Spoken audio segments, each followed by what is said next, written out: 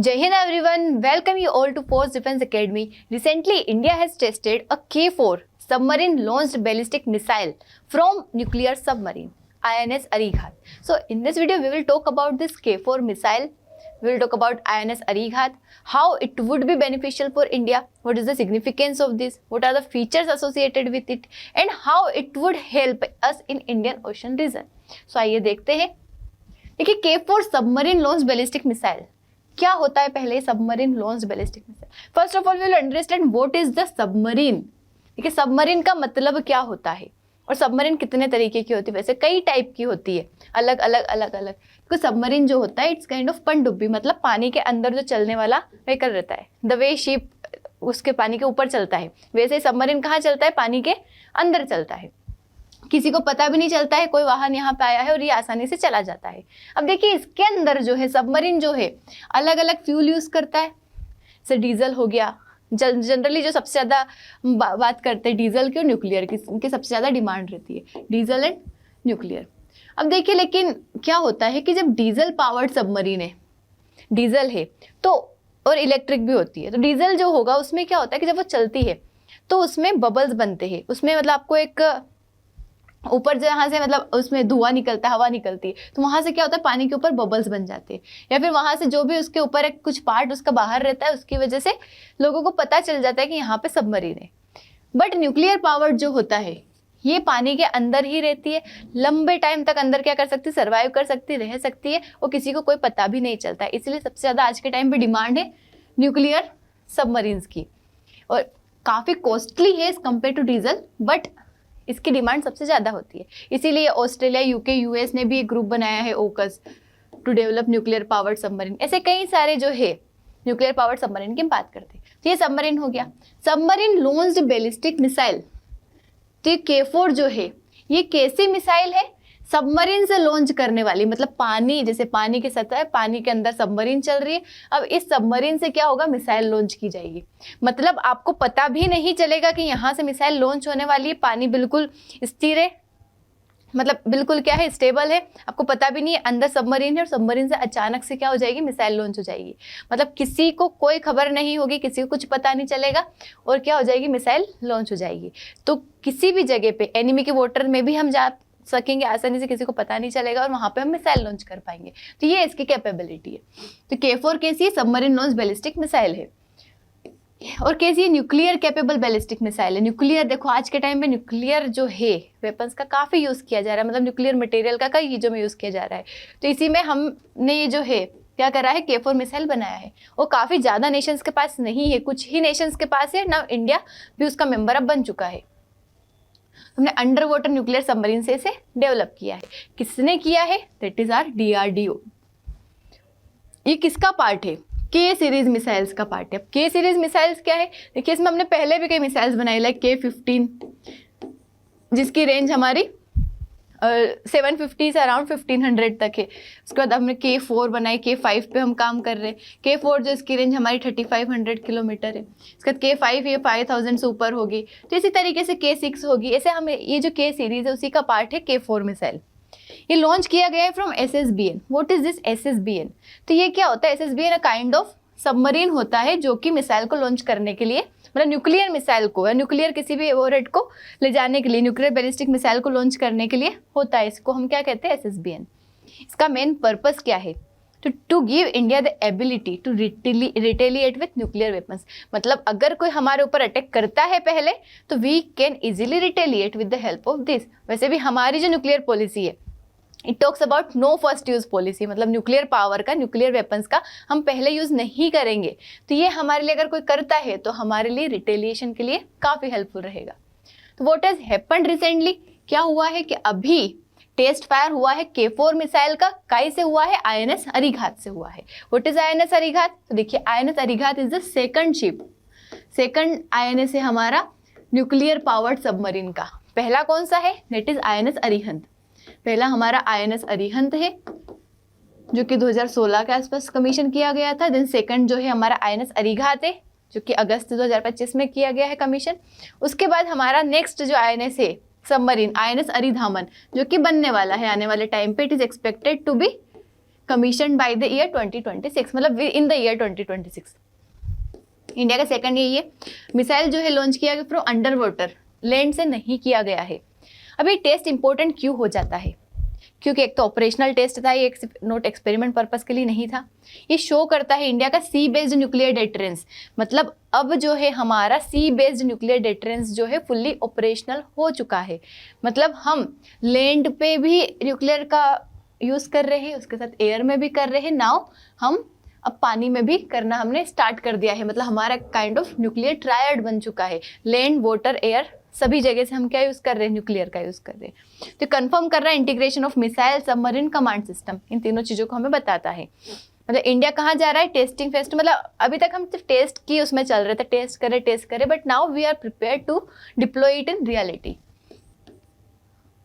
Main features क्या है K4 missile के? तो पहला, सबमरीन लॉन्च बैलिस्टिक मिसाइल है इसका टाइप, जो मैंने समझा दिया अभी। Its range is up to 3500 kilometre. Fuel की बात करें तो it is solid fuel, safe and quick launch. Stage जो रहेंगे इसके अंदर 2 स्टेज मिसाइल रहेंगे, मतलब एक बार लॉन्च होगा उस टाइम पे थ्रस्ट जनरेट होता है, दिन देर फिर होता है। वॉरहेड क्या रहेगा इसके अंदर, न्यूक्लियर रहेगा। एक्यूरेसी हाई रहेगी, मतलब ऐसा नहीं कि टारगेट छूट जाए, हाई एक्यूरेसी के साथ ही वर्क कर देगा। और लॉन्च की अगर हम बात करें तो न्यूक्लियर सबमरीन इसका क्या रहेगा, लॉन्च प्लेटफॉर्म रहेगा, जो कि हमने बात करा सबमरीन लॉन्च ही ये। तो सबमरीन जो होगा, मतलब enemy shores and still hit targets deep inland, मतलब एनिमी के शोर से काफ़ी दूर होने के बाद भी टारगेट को हिट कर सकता है। देखिए इसकी रेंज 3500 है। अभी जैसे विशाखापट्टनम के कोस्ट से हमने इसे टेस्ट किया है INS अरीघात से, तो इसने इसी टाइम पे इतनी रेंज को कवर कर लिया था कि पाकिस्तान के भी कई पार्ट आ गए थे और चाइना के भी कई सारे पार्ट इसमें कवर हो गए थे ऑलरेडी। मतलब इसकी रेंज जो है काफ़ी ज़्यादा एरिया को अच्छे से कवर कर पा रही है। तो दूर एनिमी के एरिया से दूर रह के, एनिमी के वाटर से दूर रह के भी हम क्या कर सकते हैं, एनिमी की लैंड पे या वाटर पे अटैक कर सकते हैं। Why it's important for India? तो स्ट्रेटेजिक इंपॉर्टेंस की अगर हम बात करें तो it would certainly help India for its second strike capability. जो हमारी न्यूक्लियर पॉलिसी है, सेकंड स्ट्राइक कैपेबिलिटी, मतलब हम आगे रह के अटैक तो नहीं करते, बट सेकंड स्ट्राइक कैपेबिलिटी को बढ़ाएगा ये। इंडिया को न्यूक्लियर डेटरेंस बनाएगा, क्रेडिबल और सर्वाइवेबल। मतलब इंडिया का न्यूक्लियर डेटरेंस जो है, मतलब हमारा जो एक तरीके से डर जो है दूसरे नेशन के अंदर, उसको क्रेडिबल और सर्वाइवेबल बनाएगा। मतलब दूसरे नेशन हमारे ऊपर पहले अटैक करने से क्या होंगे, डरेंगे। किस वजह से? Because we have our own nuclear based, मतलब submarine based nuclear missile, nuclear based हमारे पास क्या है, मिसाइल है which can be launch from submarine, मतलब न्यूक्लियर जो है वॉरहेड को कैरी करने वाली मिसाइल है, तो दूसरे हमारे ऊपर अटैक करने से डरेंगे। ये रिड्यूस करता है dependence only on land based missiles. अब देखिए वाटर से भी हम आसानी से कर सकते हैं। अब देखिए इसके अंदर टेक्नोलॉजी की भी अगर हम बात करें तो मतलब काफ़ी बड़े लेवल पे टेक्नोलॉजी यूज़ होती है, क्योंकि पानी के अंदर से मिसाइल लॉन्च करना आसान बात नहीं होती है। पानी के अंदर से अगर आप लॉन्च कर रहे हो तो, क्योंकि जैसे आपको पता है कि आग को पानी बुझा देता है, लेकिन यहाँ पे किस लेवल का फ्यूल यूज़ किया गया, कौन सी टेक्नोलॉजी यूज़ की गई होगी कि 200-300 मीटर पानी के अंदर से आप मिसाइल लॉन्च कर रहे हो, फिर भी वो लॉन्च हो पा रही है, मतलब उसकी आग ना बुझ रही है ना इस तरीके से। तो इसलिए जो पानी के ऊपर से लॉन्च की जाती है या लैंड से लॉन्च की जाती है और पानी के अंदर से लॉन्च की जाती है, उसमें काफ़ी ज़्यादा अंतर हो जाता है इस मिसाइल में। सिक्योरिटी की अगर हम बात करें तो सबमरीन जो है काफ़ी हार्ड टू डिटेक्ट है। स्टेल्थ, देखिए इसके अंदर स्टेल्थ टेक्नोलॉजी का यूज़ किया है, मतलब किसी भी रडार सोनार में नहीं आएगा। पानी के अंदर क्या होता है, सोनार होता है, तो उसके अंदर नहीं आएगा, मतलब वो उसको एब्जॉर्ब कर लेता है, उसकी जो लेंथ, मतलब उसके अंदर जो वेव्स आती है उसको क्या कर लेता है, एब्जॉर्ब कर लेता है, उसको पता भी नहीं चलता है किसी को कि ये यहाँ पे है। एनिमी डिस्ट्रॉय कर देगा लैंड एंड एयर बेस, तो भी सबमरीन हमारे यहाँ आसानी से रिटेलिएट कर पाएगी। तो पहली बार हमारे ऊपर को अटैक करने से ऑब्वियसली यहाँ पे डरेगा। सिग्निफिकेंस क्या है के सीरीज का, और इंडियन ओशन क्यों मैटर करता है? क्योंकि काफ़ी ग्लोब का ट्रेड रूट जो है इंडियन ओशन से काफ़ी ज़्यादा पास होता है। अब देख लिए साउथ एशिया वाला रीजन देख लीजिए, इंडिया देख लीजिए, चाइना देख लीजिए, अफ्रीका देख लीजिए, सेंट्रल जो हमारा एशिया है उसको देख लीजिए, मिडिल ईस्ट हो गया, सभी जो है कहाँ से ट्रेड कर रहे हैं, वाया इंडियन ओशन। तो it is very much significant for India as well as for other nations. तो ट्रेड रूट है, तो इसके प्रोटेक्शन यहाँ पे सेफ होना काफ़ी ज़्यादा जरूरी है, सिक्योरिटी इसकी काफ़ी ज़्यादा जरूरी है। उसके बाद we have already seen that China is expanding, China is increasing its presence in Indian Ocean region. तो it's very much significant for India कि हमारी वहाँ पे प्रेजेंस बना के रखे, हमारा वहाँ पे डेटरेंस बना के रखे। वरना यहाँ पे चाइना तो ऑलरेडी क्या कर रहा है, एक्सपांशन कर ही रहा है, अपने बेस बना रहा है, पोर्ट्स बना रहा है, उसकी पॉलिसी भी एक्सपांशन की है अलग अलग पॉलिसी से।